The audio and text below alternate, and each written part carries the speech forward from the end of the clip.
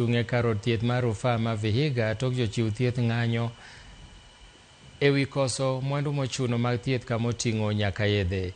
Ka giloso gi jofwambo odiechieng' manyoro, jochiw thieth go noseo migawo mar thieth e kaontino ma giwacho ni apisas moko mag migawono tiyo marach gi pes kaonti kar ng'iewo mwandu mochuno mag thieth.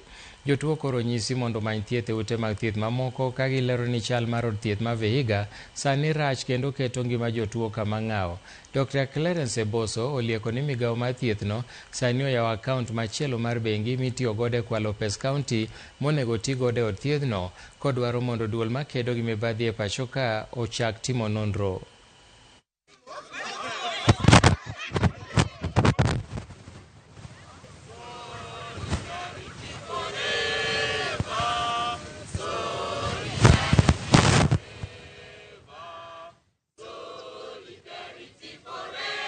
You know, at most of the time, when wananchi see the healthcare workers are on strike, they just think that health workers are just demanding money. This time round, we don't demand money. It's about the care. It's about my children.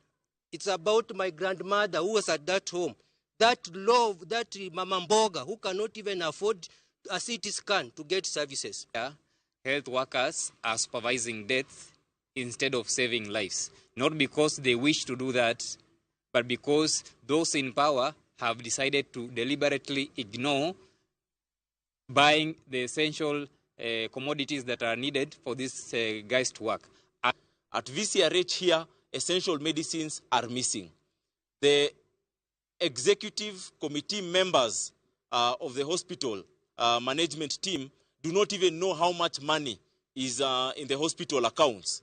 Every week, we see in the hospital phones money to the tune of 700,000 being withdrawn and swiped to other accounts that are not familiar to the health professionals.